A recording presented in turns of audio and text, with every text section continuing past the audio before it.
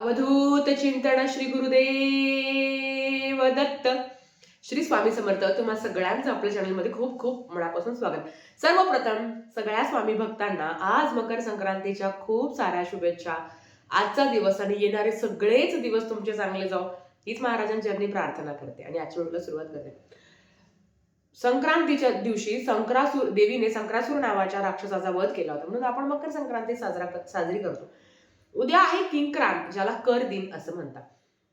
किंक्रांतीच्या दिवशी देवीने किंक्रासुराचा वध केला होता, त्याच्यामुळे आपण किंक्रांत साजरी करतो.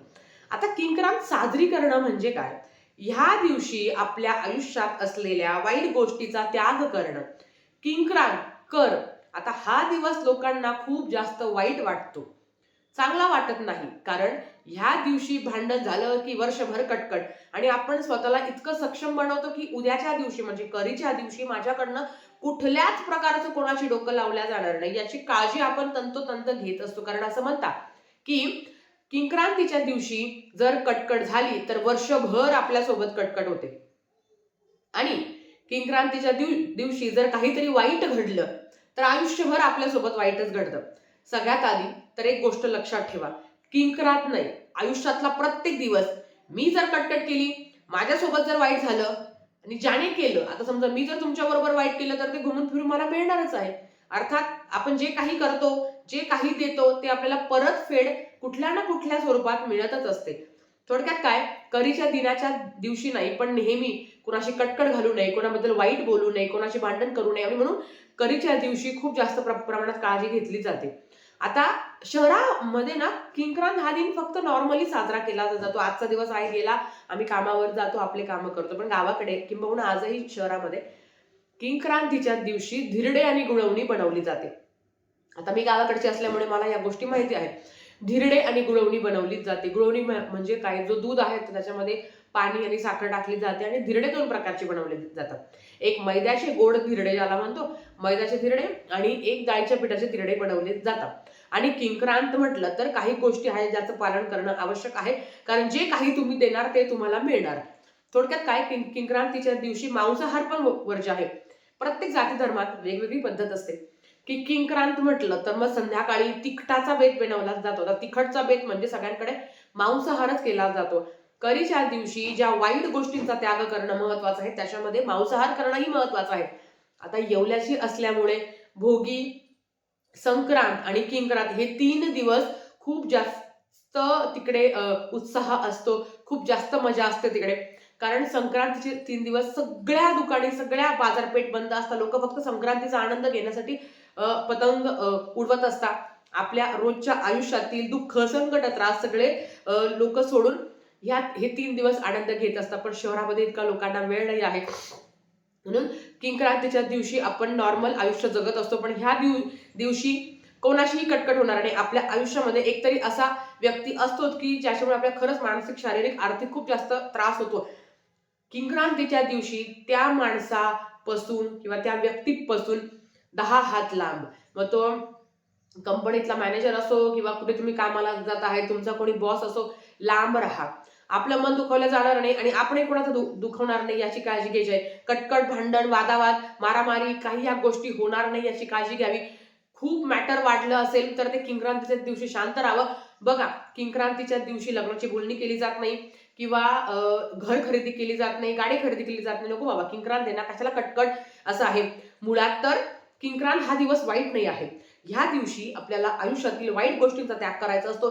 ज्या पद्धतीने वाईट गोष्टी घडल्या तर त्या वर्षभर वाईट घडतात, त्याच पद्धतीने चांगल्या गोष्टी केल्या तर त्या वर्षभर चांगलं घडणार. म्हणजे काय, जसं किंक्रांतीच्या दिवशी केस कापणं, नख कापणं ह्या गोष्टी वर्ज केल्या आहे. भांडण, कटकटी, कलह, क्लेश, अपशब्द ह्या गोष्टींचा त्याग करायला सांगितलाय. त्याच पद्धतीने मग आपण काय करू शकतो? वाईट आपल्याला करायचं नाही, मग आपण चांगलं करू शकतो. मग हा दिवस जर आपण अध्यात्मात घालवला तर ह्या दिवशी जर आपण आपल्या आपल्या परमेश्वराची, इष्टदेवतेची पूजा केली तर, आता आपण स्वामी भक्त आहे म्हणून सांगतो, पण तुम्ही ह्या दिवशी गणपती बाप्पांची उपासना करू शकता, भगवान विष्णूची उपासना करू शकता, माता लक्ष्मीची उपासना करू शकता, कुलदेवीची उपासना करू शकता, महाराजांची उपासना करू शकता, दत्त महाराजांची उपासना करू शकता. थोडक्यात काय, की हा दिवस मला नाम जप मध्ये घालायचा आहे. हा दिवस मला आनंद वाटतो त्या गोष्टींमध्ये करायचा आहे.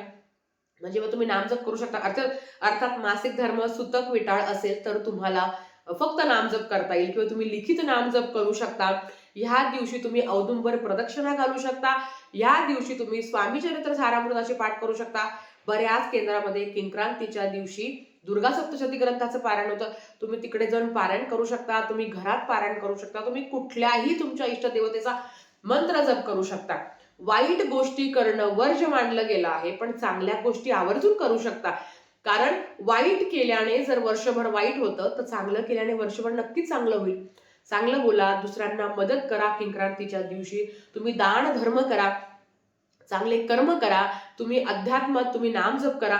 तुम्ही जेवढं चांगलं कराल, जेवढं चांगलं तुम्ही ह्या युनिव्हर्सला द्याल, तेवढंच तुम्हाला मिळेल. म्हणून आधी तर किंक्रांत हा दिवस वाईट नाही आहे.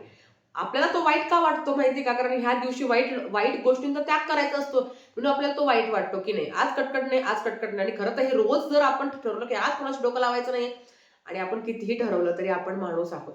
आपल्याकडनं ह्या घटना घडतातच. तुम्ही काय, मी काय. कोणी एक बोललं तर आपण 4 बोलणारच, आणि ते बोलल्याशिवाय आपल्याला बरं वाटत नाही, की हा मला असं बोलला तर मी त्याला ते बोलल्याशिवाय आपल्याला बरं वाटत नाही, आपल्याला मन शांती मिळत नाही. पण अशा वेळेस माफ करणं खूप सोपं आहे. त्याला माफ केल्यामुळे खरंच आपलं मन हलकं होतं, आणि आपले जे काही दोष आहे, निंदकाचे घर असावे शेजारी. वाईट बोलणाऱ्याचं कधी चांगलं झालेलं नाही आहे. शेवटी करता करविता महाराज आहे. आपण कोणालाही शिक्षा देण्याची पात्रता नाही आहे. कोणीतरी मला वाईट बोललं म्हणून मग मी त्याला काहीतरी करेल, आपल्याला एवढा अधिकार दिला नाही. ते सगळं महाराजांकडे आहे, ते सगळं परमेश्वराकडे आहे. आपलं काम आहे चांगलं करणं. सो किंक्रांत हा दिवस वाईट नाही आहे, पण नक्की महिलांनो, या दिवशी तुम्ही हळदी कुंकू करू शकता. तुमची इच्छा असेल तर तुम्ही दान करू शकता. तुम्ही चांगलं जप ध्यान करू शकता, जप तप करू शकता. ह्या गोष्टी आवर्जून कराव्या, कारण याचा बँक बॅलन्स वर्षभर तुम्हाला मिळणार आहे. आज केलेल्या गोष्टींचा फायदा तुम्हाला वर्षभर मिळणार आहे. म्हणून हा दिवस चांगल्या पद्धतीने साजरी करण्याचा प्रत्येकाने प्रयत्न करा. कुठलाही दिवस वाईट नाही आहे. मनुष्य जातीने बनवलेला आहे, असं तसं काहीच नाही आहे. सगळं चांगलं आहे. उद्याचा दिवस चांगला घालवा. तुमच्याकडे जे काही नियम असेल ते तुम्ही पाळावे, पण मांसाहार करू नये असं मला वाटतं.